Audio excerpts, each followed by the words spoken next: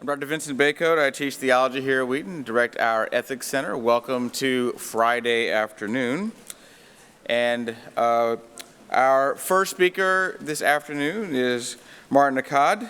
He's the director of the Institute of Middle East Studies of the Arab Baptist Theological Seminary in Lebanon and associate professor of Islamic Studies at Fuller Theological Seminary.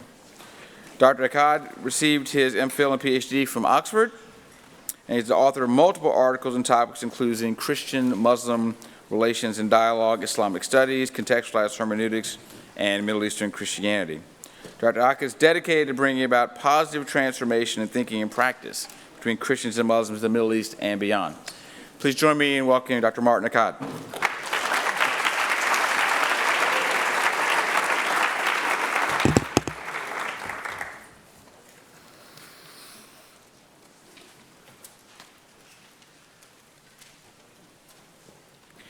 It's a great privilege for me to be here in this wonderful conference. I've so enjoyed my time yesterday and today until this session.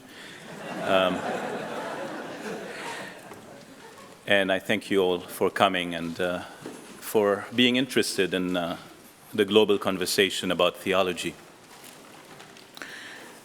A couple of hours ago, I got the following Facebook message from a young guy who I knew maybe 5 years ago in Lebanon, who's now living in Canada. I'm going to call him Ahmed, a guy of Muslim background, upbringing.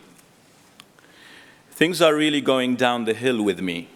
Since my father knew that I have another religious belief, my whole family does not talk to me. It has been going like that for almost 5 years. I did not see a day of happiness. I lost the house that my mom left us before she died. He decided to give my share to my sister and brother. I feel all alone.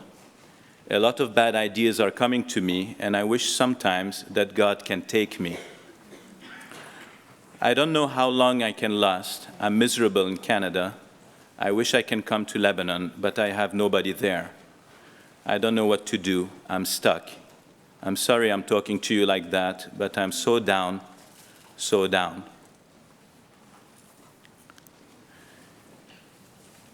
I'd like to actually take a minute to pray for this young man. If you would join me, just taking a minute of silence.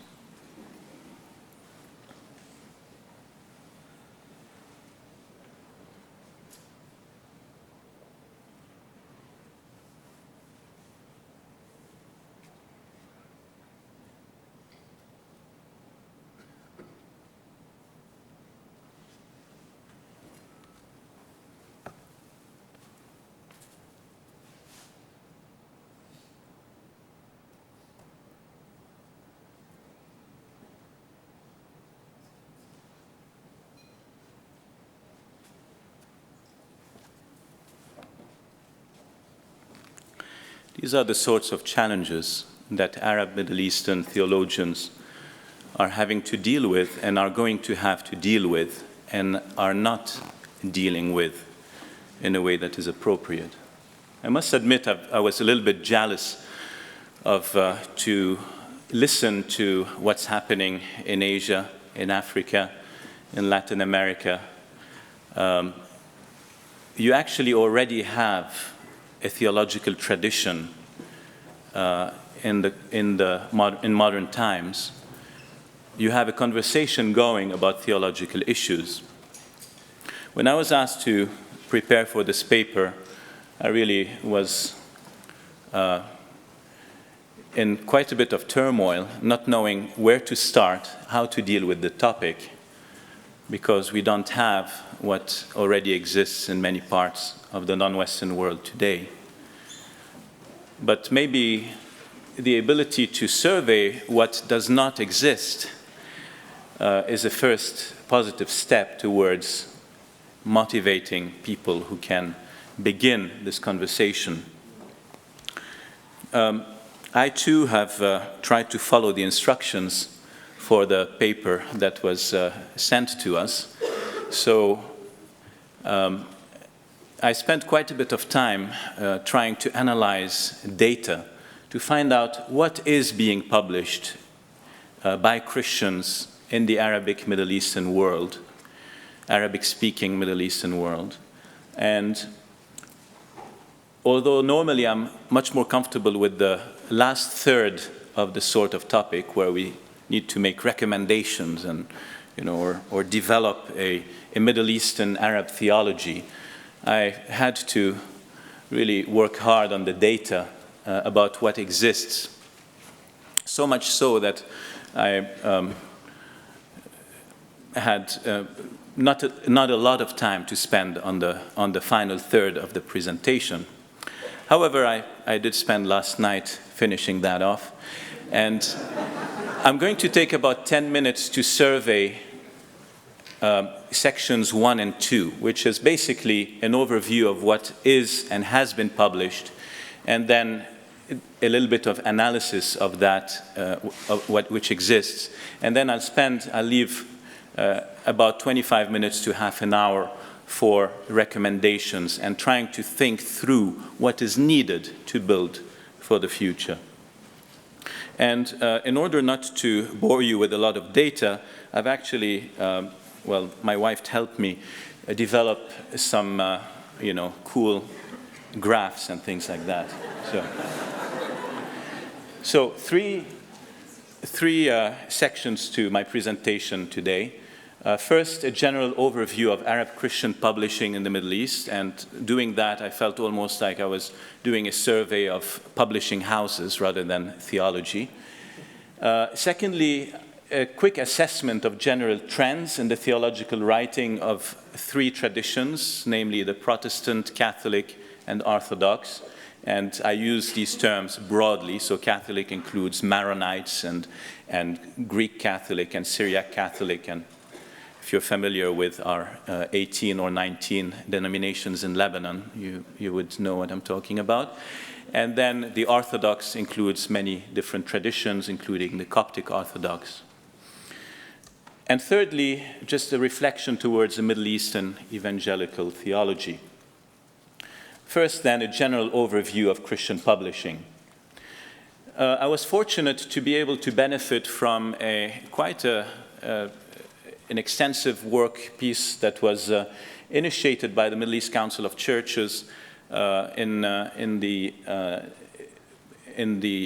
late 70s first, and then the first volume was published in 1980, basically cataloging everything that's been published by Christian Arabic publishing houses. And then they've published a second volume that covers the decade of 1980 to 1990. So the first is 3 decades, volume 2 is 1 decade. I don't think I could have done this paper without this data. What I found is that volume 1 contains 1,867 titles, so this is really everything that's been published in Arabic by Christian publishers in the Arabic Middle Eastern world. And then over the 10 years between 80 and 90, about 960 titles. You can already see the quite significant increase. The first number reflects 30 years, the second reflects 10 years of publishing. The publishers of this catalog identified 3 trends, particularly in the first 30 years. The first one is that a very large number of these books are actually translations from Arabic. So we're not talking about books written in Arabic, mainly translations into Arabic. The second trend is that at least 50%, possibly more, are books that are of a devotional and ascetic, spiritual nature. And the third trend is they noticed a significant gap in ecumenical and interfaith literature, which in a region like the Middle East is significant. Now, in 1990, that project stopped, I think, for funding reasons. And as a seminary, Arab Baptist Theological Seminary, we've been trying to complement and see what we can do about this gap, because it's a very important work for scholars and for readers generally. So finally, in April 2009, I believe it was, we launched a project that we called the Theological Database Project, and decided to carry on the work from 1990 to the present, covering about 20 years of publishing, basically continuing, taking the work over from what the Middle East Council of Churches had been sponsoring. What we have, the project is not over, so my colleague who's working on that gave me the latest Excel sheet. It's not yet in the form of easily searchable database, so I really spent hours and hours trying to make sense of this Excel sheet based on keywords rather than subject headings and so on. But I think the figures I have here are fairly accurate, although there are some elements of caution that I'm cautioning about in the publishable version of this paper. But basically, in the last 20 years, we suddenly jumped to 12,390 titles until now. That's from, the numbers that you'd seen before. So about 10 times more, or what we can say is that over the past 20 years, the annual average of publishing is about 10 times more than the 3 decades of 1950 to 1980, and a little over 6 times more than the decade of 1980 to 1990. I think these are interesting developments and significant trends. Looking back at the earlier 3 trends that had been noticed in the earlier project, what we find is that in the past 20 years, there's a little drop in translated material. Of course, the quantity is much higher, but the percentage now is about 30 to 40% of translated works from mainly English language to Arabic among these 12,000 titles. There is a significant increase in academic and specialized publishing, and then there's more in the area of ecumenical and interfaith publishing than had been found in the previous periods. I'm not going to go through the names of the main publishers, but you can quickly have a look. The number between the brackets is a number of publications. So high up on the list with 1,400 titles is Dar al-Thaqafa, Siyas in Egypt. And then the next one up is 472 titles. So now, more recent publishers that weren't very active in the first 40 years between 1950 and 1990 have emerged. The Bible Society of Lebanon has published significantly over the past 20 years, and as well as an organization called Rabita al-Kitabiyya, the Biblical Association. And the significant thing about these 2 publishers is that they publish ecumenically. So there's a lot of collaboration between scholars from the 3 traditions that have worked on projects, a lot of Bible-based projects, commentaries, dictionaries, things like that. Then there's a whole list of smaller evangelical publishers that mainly have been translating devotional works. So just to give you one example, this organization called Prepare the Way, 206 titles is what I've found, and all of them translated from English, and mostly the works of Joyce Meyer and Derek Prince. Now, I'm sure they're meeting a certain need. They're filling a gap that's been left by people like me. But these are not the publications that are creating new, creative theological thinking. Here's a cool chart that my wife did. I could never do that. So out of these 12,000, I worked on a version of the Excel that had just 11,610. So, when I did this, that's where my colleague had reached. But as you can see, these titles are broken down between the largest chunk of the pie is this 28% by Protestant publishers. Then you have the Catholic and the Orthodox, the Ecumenical, and this very significant chunk is 27% of these other minor publishers. And we're talking about like individual authors publishing a book, a church-based publisher, a family publishing, and largely translations. Okay, translations. And then there's the other 31%, which for some reason my colleague doing that project decided were important for theological education. But these are Muslim and secular publishers and works of social science and things like that.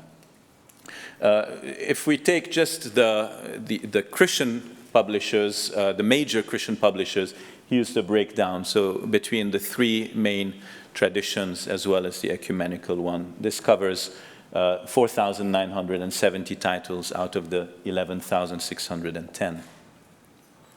The subject breakdown of the MECC project, which was can be also found in the ABTS project, is mainly these nine areas. And the ones that are of interest to us for this conference are mainly the first two.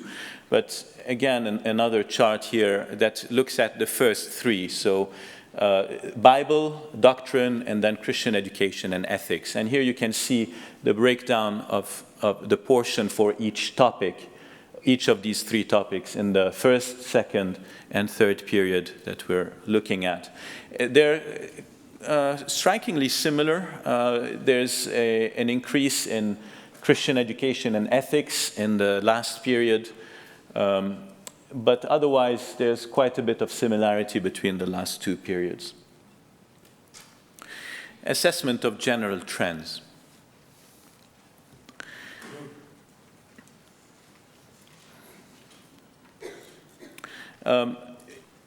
It's interesting that when looking at the three traditions, and I didn't make that up, okay, each of the three traditions has one like giant author. So among the Maronites, we have this priest, Boulos el-Firali, who published alone over the past 20 years about 200 titles. He has a very strong focus on Bible and Syriac patristics. His purpose in publishing seems to be more academic and devotional. So part of them are academic, part of them are devotional. You see that also in the size of the books. The academic ones are thicker, the devotional ones are more accessible to a general readership. And his style of writing is very cumulative. So when he writes a commentary, he's accumulating rather than developing new approaches or bringing new insight. In the Orthodox tradition, we have a Coptic monk called Matta al-Meskin, and he has published about 150 titles over the past 20 years. Again, he has a focus on Bible, patristics, liturgy, and spirituality.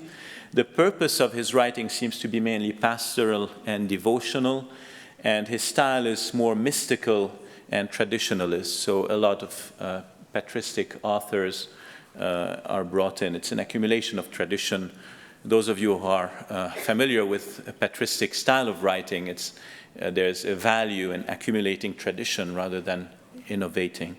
The Arabic word for innovation is the same as heresy. I'm not making this up.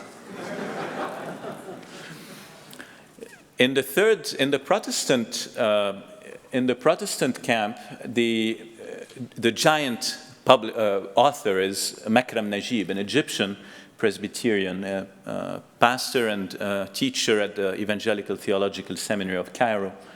And his focus is very diverse, so he has works on society, politics, church ministry, and practice. His two-volume work on homiletics is widely used in seminaries in the region. His purpose is obviously to help the church in issues and challenges that it faces. And although he doesn't have extensive commentaries like the Catholic and the Orthodox author, his approach to his topic is always very thoroughly biblical, and sometimes he just frames his topic, his social topic, for instance, in the study of one of the epistles, for instance. So it's an interesting collection. Now, let's look a little bit at the principal features of each tradition. Here I'm going to go a little bit to the text.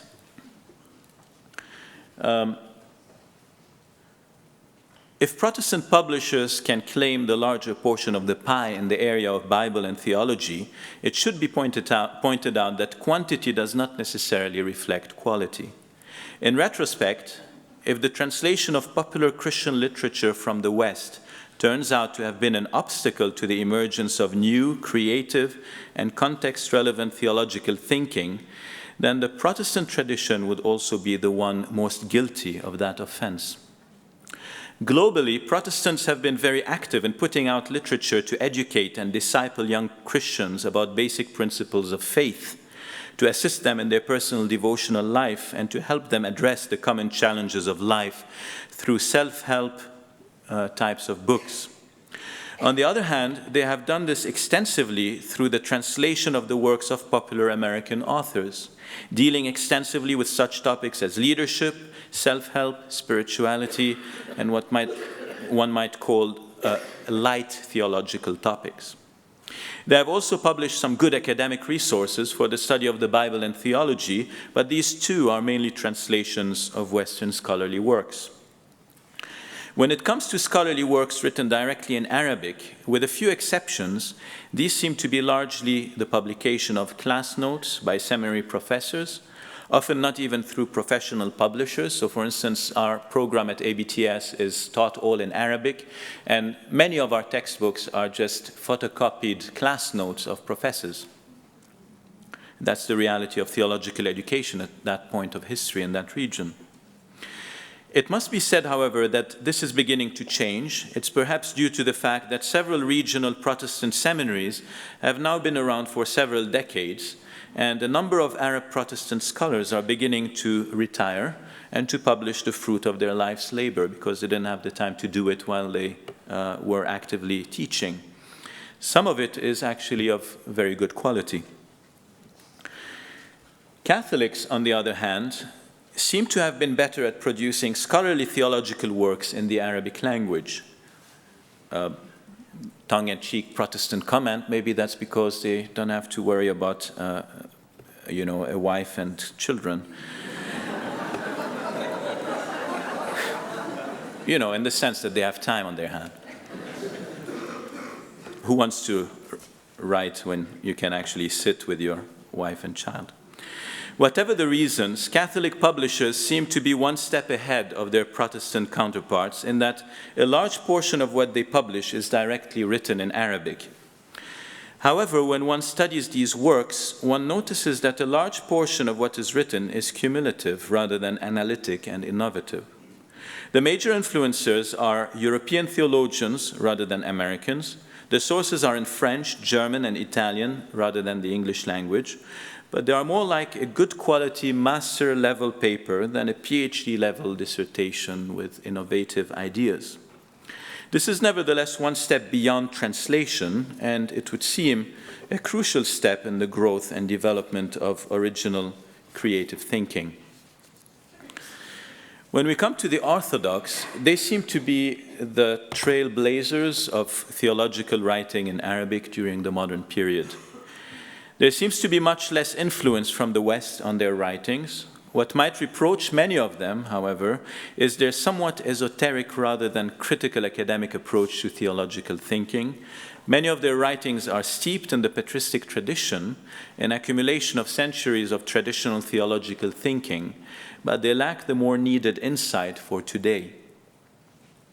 If one were to offer a general assessment of the three traditions, it would seem that though each of them has some exceptional authors, the bulk of the Arab Middle Eastern theological production often misses the crucial element of what we might call the contemporary rhetorical context.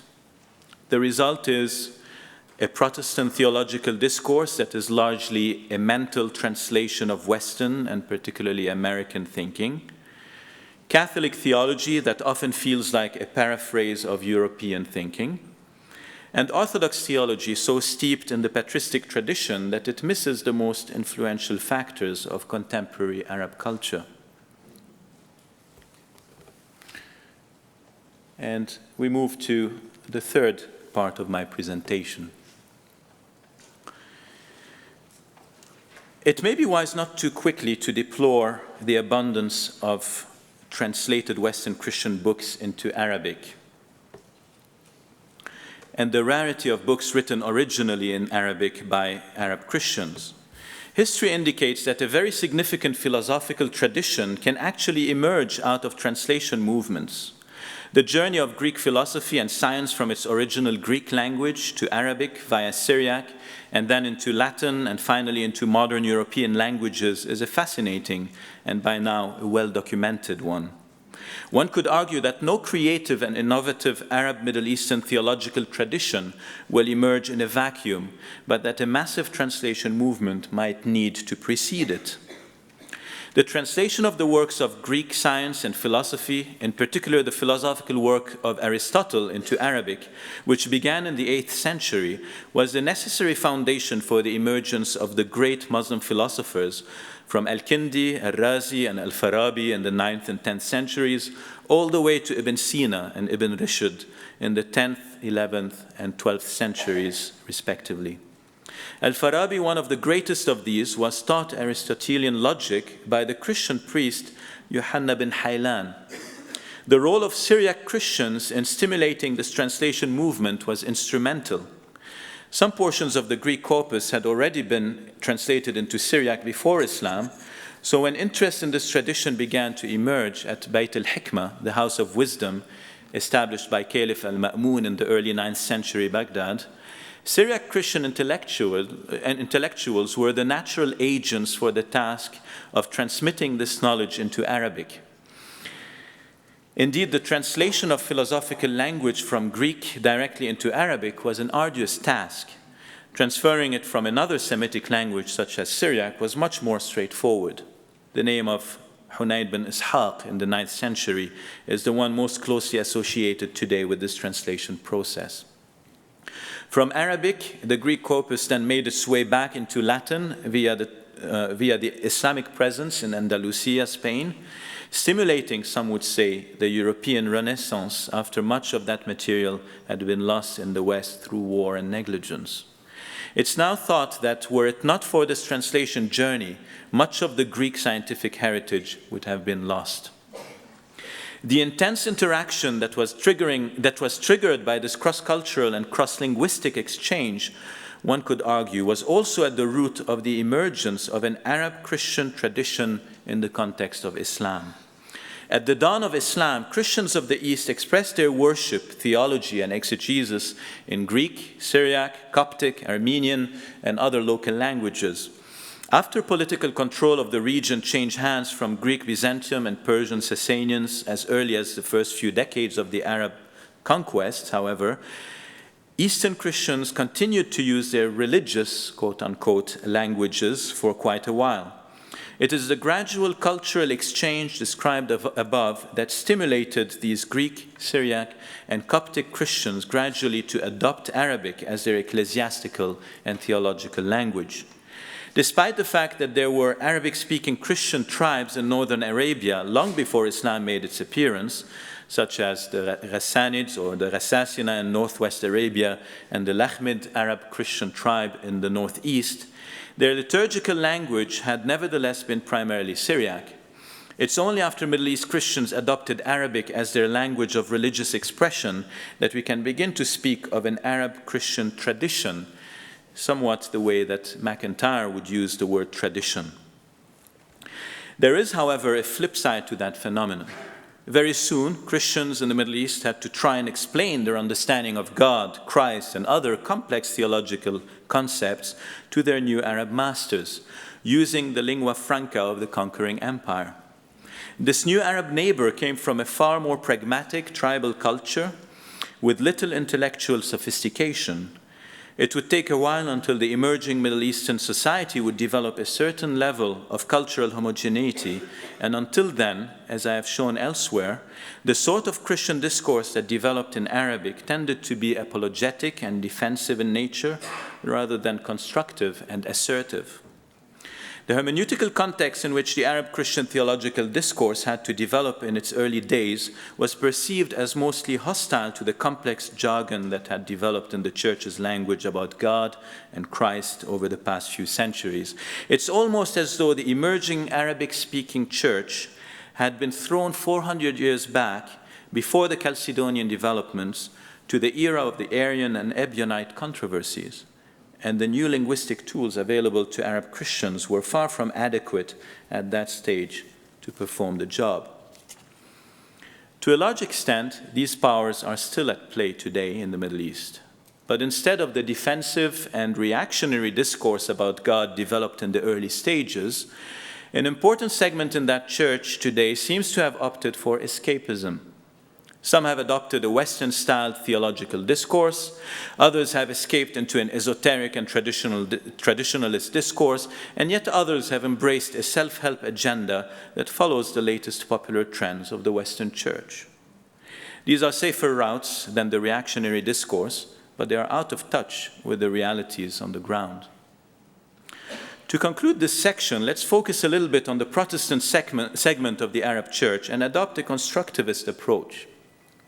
Seminaries, pastors, and teachers have the responsibility to provide the resources necessary for the community of believers to form a relevant and responsible framework of understanding and speaking about God. When that is not done appropriately, a vacuum is left that will be filled by whatever currents are available. Due to the lack of sufficient resources to study theology at higher level in the Arabic language, most Protestant theological programs at a master's level in the Middle East, and these are not many, are taught in English. Even a number of the undergraduate programs are in English. As a result, Arab theology students often graduate having acquired a limited theological vocabulary in the Arabic language. These limitations are transferred to the local church, and the ability of believers to engage their Arab Muslim culture sensitively and fluently is limited as well. When some graduates choose to pursue a doctoral degree, their main options are to go to the West. After they return to teach at seminaries in the Middle East, they are likely to transfer back that same handicap to their students. Was that a biographical piece, an autobiographical piece? What is needed, I would argue, is a movement of translation of high-quality evangelical theological works into Arabic, which will become the foundation of graduate-level theological formation. At that point, emerging leaders will become much more capable of engaging their society and culture competently and creatively, and gradually new generations of writers will emerge whose Arabic theological idiom is natural and fluent and who are able to address their context in a relevant manner, providing tools and resources for the church to face its ever-changing challenges. These, the present paper argues, are the necessary ingredients if we are to witness the emergence of a truly Arab evangelical tradition in the Middle East, rather than remaining, as some have called us, an American cultural transplant. What then would make our theology more Middle Eastern? A further point to be made in light of the above argument is that for Arabic-speaking theology to be truly Middle Eastern, it needs to be deeply connected with its cultural context. No demonstration is needed to the effect that Middle Eastern culture at this point of the region's history is primarily a Muslim culture. One might argue that the Arab Church has been in touch with its Islamic context through its history, as witnessed by the vast amount of apologetic and polemical literature that has been written to address Muslim challenges to Christianity and to challenge Muslim theological claims. However, I would argue that what is needed is a move from a reactionary to a constructive theology. That requires not merely answering the explicit challenges that Islam has posed to Christianity through the centuries, but rather developing a constructive and creative theology that addresses these questions at a more subconscious level. I call these the hermeneutical questions of the rhetorical context. One particular project initiated by Dar al-Thaqafa in Egypt, SEOS, has begun to do that in a 2007 publication entitled Towards a Contemporary Arab Theology. This collection of chapters written by different Arab theologians and edited by Andrea Zeki, the executive director of SEOS, attempts to address biblical and theological issues that represent key hermeneutical questions in the Middle East context.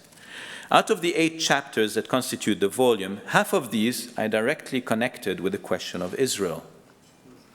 Magdi Siddiq, professor of Old Testament at the Presbyterian Evangelical Theological Seminary of Cairo, addresses the issue of the rejection of the Old Testament by many Arab Christians, Protestants, due to its association with the State of Israel, and the perceived injustices inflicted on the Palestinian people in the name of these scriptures. The second chapter is written by Syrian-Lebanese Old Testament professor Riyad Qassis.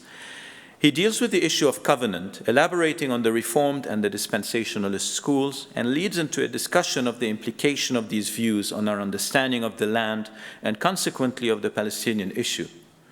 In chapter 3, Ghassan Khalaf, Lebanese Baptist professor of New Testament and longtime president of the Arab Baptist Theological Seminary, addresses the issue of Jesus' relationship to Judaism. Again, as he explicitly mentions, his concern is that due to the establishment of the State of Israel in 1948, many Arab Christians have tried to, quote-unquote, rescue Jesus from his Jewish connection in an attempt to reconcile their hatred for political Israel with their love for Jesus. The fourth chapter is by Makram Najib, professor of homiletics at the Seminary of Cairo, whom we have presented above as the giant of Arab Protestant authors of the last two decades. And the title of his chapter is Religion and Politics, Ancient Prophecies and Contemporary Politics. Again, as the title itself clearly suggests, the chapter deals with Old Testament prophecies, various eschatological interpretations, and the contemporary politicization of certain passages to justify Israeli behavior in the Middle East.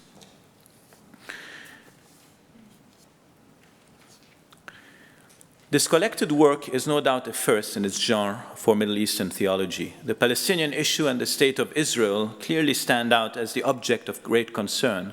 But even though the collected pieces are important, in some way, the title does not reflect adequately the content of the book. We're promised a contemporary Arab theology, but actually end up with a treatment of important issues, primarily addressed, it would seem, to an external audience. The work attempts to clarify the position of Arab Protestants on issues with regards to which they are often misunderstood by their Muslim neighbors due to their close association with the West. That is not to say that the work will not be useful to develop a better understanding of these issues within the Church, but the help that we have been offered in thinking theologically in Middle Eastern categories is still limited.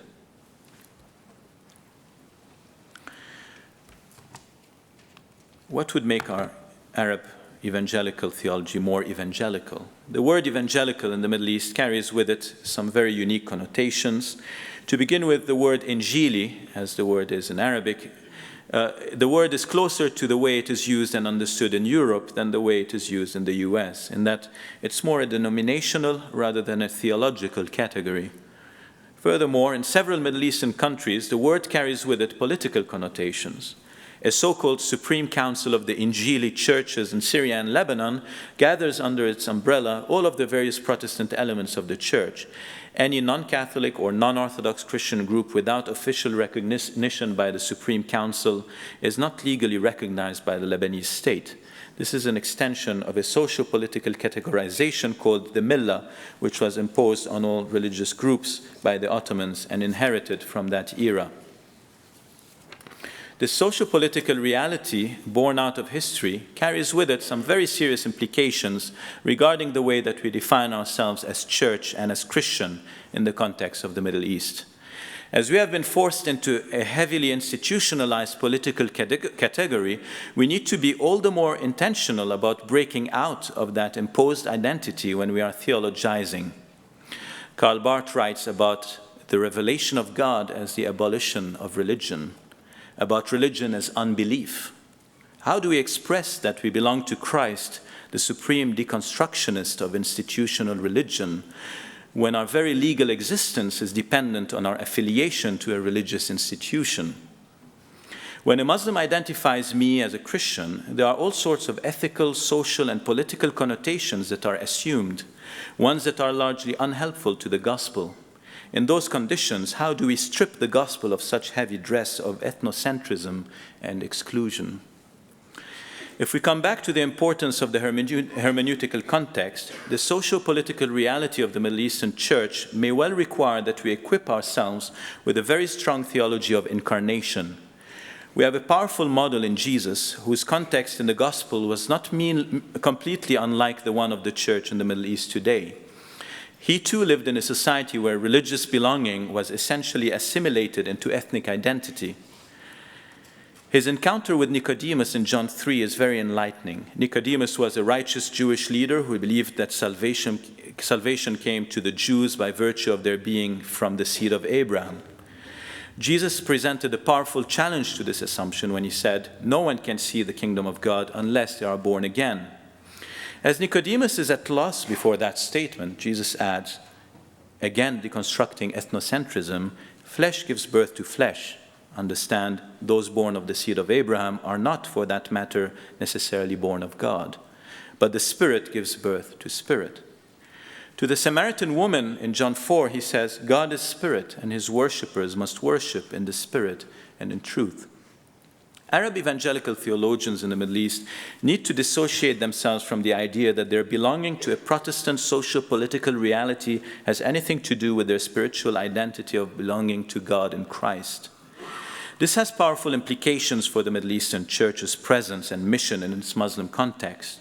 One way that this has been expressed powerfully in recent years is through some of the reader-centered Bible translations that have seen the light in Arabic. For instance, Al-Kitab al-Sharif, the Honorable Book, is a translation that uses very carefully selected key terms to ensure that some important concepts, which have essentially become Christian jargon in our traditional Arabic translations, actually communicate their true meaning to a Muslim reader. For example, with biblical characters that have a place in the Quran, the Sharif Bible uses the Quranic name rather than the biblical one, such as Yunus for Jonah instead of Yunan, Yahya for John the Baptist instead of Yuhanna al-Ma'madan, Isa for Jesus instead of Yeshua, so that the Muslim reader would understand the references. This, needless to say, continues to create much controversy within the Arab church, as we have come to use even the Bible as a symbol of our exclusive tribalism. The other highly controversial issue that is causing much ink to be spilled these days is the suggestion that some substitute for the title Son of God be used, which would communicate the strong messianic connotations of the New Testament title rather than the shockingly physical, even sexual connotations that it communicates to the Muslim ear. Another series of books worth mentioning are the Islamic-style Bible commentaries that have been composed by Arab poet and novelist Mazhar Mallouhi, a very controversial figure in evangelical circles these days. In 1998, he published the Gospel, an Oriental reading. It was basically the Gospel of Luke, which simply contained one of the traditional Arabic translations, in this case Smith Van Dyke Bustani, written in a calligraphic style together with a running commentary. In 2001, he did the same with the book of Genesis, and in 2004, he published the Gospel of John, a Sufi reading. This time, he used quite a bit of material and imagery from some of the Muslim Sufi writers and poets in his reflection on the Gospel text. These books are very little used within the Arab church, but they have made their way into numerous secular bookstores of the Arab world with no restrictions. We've been smuggling Bibles into Saudi Arabia for years and decades, and this book, you can find it on Saudi bookshelves, simply because they respected Arab Islamic aesthetics and contained endorsements by well-known Muslim religious leaders, friends of Mazhar Mallouhi, yet it's the same text. In other words, these books are genuine expression of incarnation. Finally, a neologism that has appeared in recent years is the word glocal. It has been used in the fields of business and academia, and somehow I believe it expresses beautifully what we are attempting to describe in this conference. Glocal theology, this mix of global and local, is context relevant, yet in touch with the global church and the rest of the world.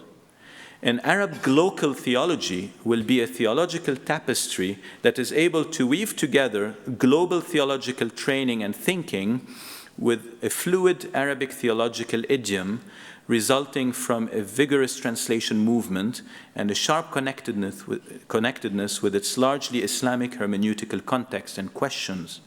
It is from this standpoint that Middle Eastern theology will be able, in turn, to contribute back to the global conversation about God, His Word, and the world. Thank you.